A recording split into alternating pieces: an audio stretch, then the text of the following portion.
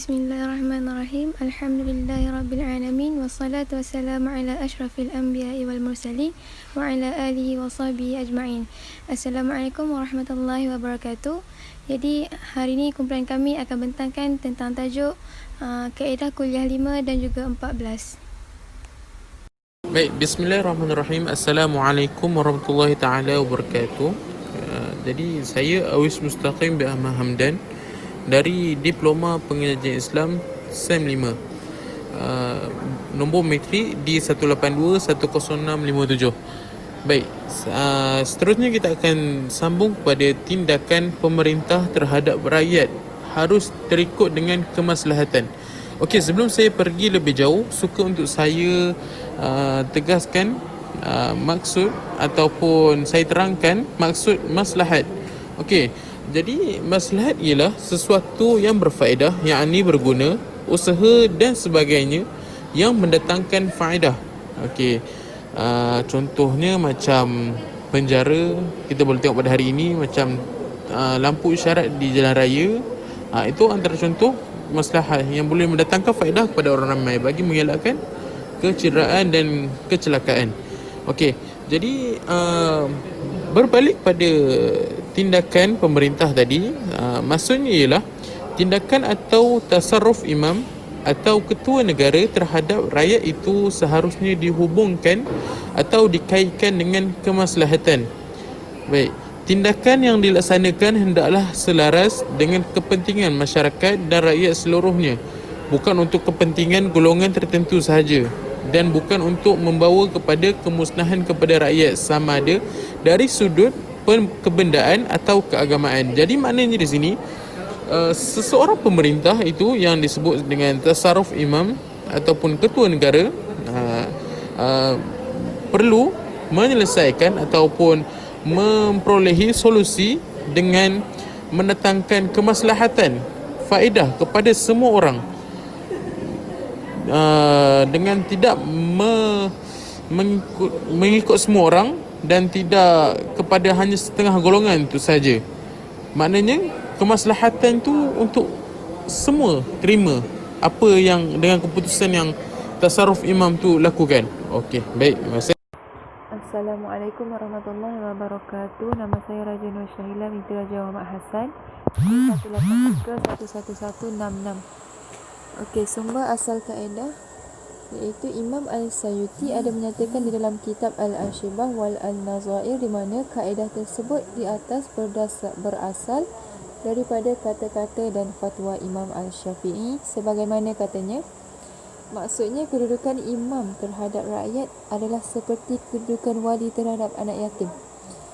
Selanjutnya, dalam keadaan lain juga Imam Al-Sayuti menyatakan bahawa kaedah tersebut sebenarnya berdasarkan asar Khalifah Umar Al-Khattab sebagaimana yang ditakhrij oleh Sa'id bin Mansur. Katanya, Abu Al-Awas telah meriwayatkan daripada Abu Ishaq daripada Al-Bara' bin Azib, katanya, di mana Umar Al-Khattab berkata, maksudnya diletakkan kedudukan wali anak yatim yang mengawal terhadapnya dan menjaga kepentingan hartanya. Kiranya ia fakir, makanlah daripadanya dengan cara yang baik. Walau apa pun yang dinyatakan berkaitan dengan sumber dasar kaedah tersebut, namun hakikatnya kaedah itu telah dijelaskan secara umum melalui sabda baginda sebagaimana yang diriwayatkan daripada Ibnu Umar. Maksudnya, setiap kamu adalah bertanggungjawab dan setiap orang yang mempunyai tanggungjawab akan diminta untuk dipertanggungjawabkan terhadap apa yang berada di bawah jagaannya. Okey, antara lainnya maksudnya tindakan atau tasarruf imam atau ketua negara terhadap rakyat itu seharusnya dihubungkan atau dikaitkan dengan kemaslahatan.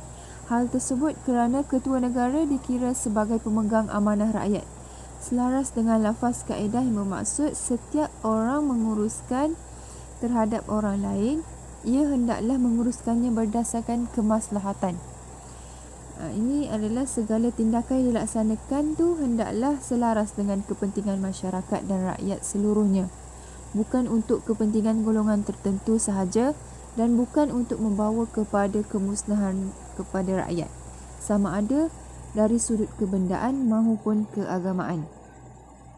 Sebagaimana firman Allah Subhanahu Wa Taala bermaksud, dan janganlah kamu hampiri harta anak yatim melainkan dengan cara yang baik untuk mengawal dan mengembangkannya. Berkaitan dengan ayat tersebut, Imam Al-Qarafi ini menjelaskan yang mana ia adalah menyentuh berkaitan dengan penjagaan dan pengurusan terhadap harta anak yatim. Jadi segala pengurusan yang berkaitan dengan kaum muslimin dan rakyat ni serta masyarakat umum lebih-lebih lagi dituntut supaya melaksanakannya dengan berasaskan kepada kemaslahatan. Ini adalah kerana penelitian dan pemerhatian syarak terhadap kepentingan umum melebihi pemerhatian terhadap individu yang bersifat khusus.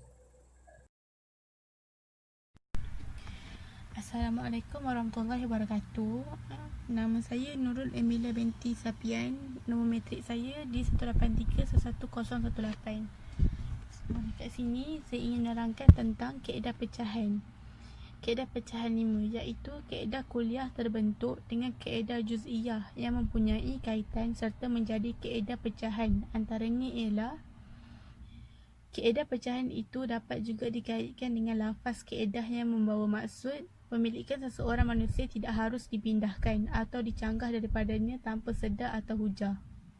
Dalam konteks ini, sesiapa yang mempunyai hak atau memiliki suatu pada hakikatnya, ia adalah pemilik dan memiliki terhadap haknya itu selagi ada batasan yang diharuskan oleh syarak.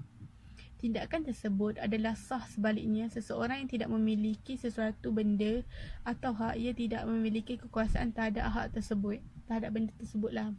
Hukum furuk dia ialah hukum furuk yang terbentuk daripada kaedah ini ialah seseorang yang hanya diberikan amanah supaya menjaga barang tertentu namun ia menjualkannya, urusan tersebut tidak sah. Kena kalau contoh kita amanahkan seseorang tu untuk menjaga barang kita, tetapi contoh macam kita amanahkan dia untuk jaga barang, contohnya macam handphone, kita amanahkan dia untuk jaga handphone kita dah tempoh seminggu ke tak kisahlah kan, tapi dijual, kiranya itu tidak sah. Okey, yang kedua ialah seseorang itu bebas membelanjakan atau menguruskan harta atau benda miliknya. Kaedah ini dapat dikaitkan dengan kaedah yang membawa maksud membelanjakan dengan arahan qadi seperti membelanja dengan arahan bapa. Hukum furuk dia ialah, di antara hukum furuk yang terbentuk daripada kaedah ini ialah seseorang anggota syarikat membelanjakan harta syarikat yang belum lagi dibahagikan dengan perintah hakim. Pengurusan itu ialah sama hukumnya atau kedudukan hukumnya dengan pengurusan harta dengan perintah yang dikeluarkan oleh ahli dan anggota lain yang memiliki syarikat itu. Maksudnya ialah seorang anggota syarikat tu dia belanja tetapi dia tak bahagi lagi dengan perintah hakim. Maksudnya dia belum bahagi lagi dengan perintah hakim. So dia sama je dengan orang yang mengurus harta yang diperintahkan oleh ahli dan anggota lain. Maksudnya dalam syarikat tu juga, kerana dia sama je, dia tak ada beza. Okey, Assalamualaikum warahmatullahi wabarakatuh. Nama saya Nurul Aina Fariha binti Haji Abu Hasan Asy'ari. Nombor matrik di 183-11200. Jadi dekat sini saya akan bentangkan tentang tajuk rukhsah yang tidak boleh dikaitkan dengan maksiat. Okey, seperti yang kita tahu, rukhsah dekat sini ialah satu keringanan yang diberi kepada kita jika kita menghadapi kesusahan yang terkeluar daripada garisan kesusahan biasa. Contohnya seperti tanggungjawab yang dibebankan itu menyusahkan, di mana ianya boleh membawa kepada kemudaratan diri sendiri, harta dan juga yang lain. Oleh itu, kesusahan dan juga kesukaran sebegitu ianya dikira terkeluar daripada adat kebiasaan dan perlu kepada keringanan. Contohnya seperti orang sakit, mereka dibolehkan meninggalkan puasa kerana dengan berpuasa itu boleh membawakan kemudaratan kepada tubuh badannya. Selain itu, ianya juga tidak boleh dijadikan sebagai sebab untuk mendapatkan keringanan ataupun rukhsah, iaitu kesusahan yang tidak membawa kepada kemudaratan kepada diri dan jiwa. Contohnya berpuasa pada musim panas dan cuaca yang panas tidak boleh jadi sebab digugurkan taklif ataupun mengambil rukhsah itu sendiri. Okey, seterusnya kita pergi kepada rumusan kaedah. Seperti yang kita tahu, rukhsah di sini dibenarkan untuk mereka yang keluar dan memiliki niat yang baik, bukan kepada mereka yang keluar dan ada niat untuk melakukan maksiat.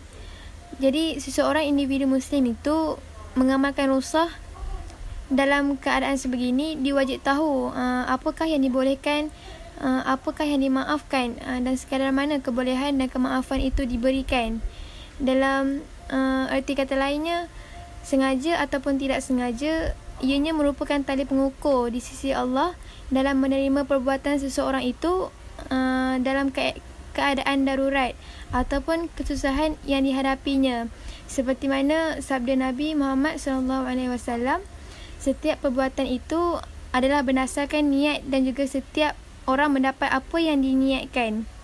Jadi setiap keadaan sukar yang dialami oleh kita itu hanya dapat diketahui oleh Tuan punya diri. Baik, seterusnya kita pergi ke bahagian kaitan kaedah. Kaedah kuliah tersebut dikaitkan dengan lafaz kaedah, iaitu terbahagi kepada dua. Yang pertama ialah maksudnya rukhsah itu tidak boleh melampaui daripada skop-skopnya ataupun bahagian-bahagiannya, bahagian telah dikhususkan. Okey, yang kedua ialah maksudnya setiap ketaatan yang tidak dapat dicapai kepadanya kecuali dengan melakukan maksiat, tidak harus melaksanakannya. Baik, terima kasih. Assalamualaikum warahmatullahi wabarakatuh. Saya Nurul Safia binti Azmil akan menentang tentang hukum furu'. Okey, dekat slide ni dia dah beritahu tentang seorang yang bertinjak dengan menggunakan benda-benda yang dihormati dan makanan menurut pendapat yang kukuh tidak sah istinja itu. Dan ada lagi satu, iaitu hamba yang melarikan diri daripada tujuannya dikira sebagai musafir maksiat, yang mana ia tidak berhak mendapat nusah. Okey, yang sedia korang tahu adalah, kalau ikutkan lah, okey, yang korang tahu adalah diorang selalu kaitkan usul dengan furu'. Usul iaitu usuluddin dan furu' adalah furuddin. Okey, usul ni yang kalau korang tahu, maksud dia adalah ajaran Islam yang sangat prinsip dan mendasar, sehingga umat Islam wajib sepakat dalam usul dan tidak boleh berbeza, kerana perbezaan dalam usul adalah penyimpangan yang mengantarkan kepada kesesatan.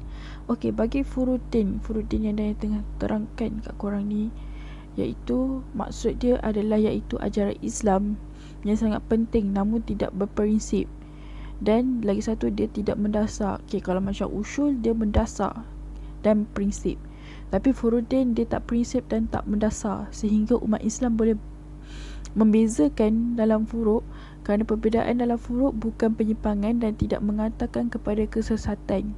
Okey, tapi dengan satu syarat, ada dalil yang bisa dipertanggungjawabkan secara syar'i. Okey, maksudnya kalau contohlah sesuatu benda tu kita nak membezakan, mesti ada syarat. Okey, kita membezakan tu mesti ada dalil dia. Okey, betul ke ada keluar pasal benda ni? Okey, kau nak bezakan benda tu benda ni, betul ke ada keluar? Okey, maksudnya ada ke dalil yang apa yang kau bagi tahu ni, ada ke dalil dia? Okey, maksudnya tak adalah berlakunya kesesatan dekat situ. Okey, selain itu, perbezaan dalam furu' ni wajib ditoleran dengan jiwa besar dan dada lapang serta sikap saling menghargai dan menghormati. Okey, untuk slide yang terakhir iaitu pengecualian daripada kaedah. Kat sini kita ada ni pernyataan, iaitu seseorang yang bermusafir kerana tujuan maksiat. Okey, ada soalan iaitu apakah ia boleh menyapu kuf sebagai orang bermukmin, iaitu sehari semalam. Okey, kat sini kita ada jumpa dua pendapat daripada ulama', iaitu ada harus dengan tidak harus. Bagi yang harus, menurut pendapat yang kukuh, ia berbuat demikian baru jadi harus. Okey, kat sini saya boleh bagi contohlah kalau dia pergi musafir tu, dia bagi niat dia niat yang kukuh, maksudnya niat yang logik, ikut akal, baru dikira harus. Maksudnya kalau macam untuk tujuan maksiat apa tapi korang faham lah kan. Kiranya kalau dia punya niat tu ikut logik akal kita, baru dijadikan harus. Untuk yang tidak harus, kerana untuk membebankannya dan juga menakutkannya, kiranya pergi bermusafir ni untuk tujuan maksiat ni adalah membebankan dia dan saja-saja.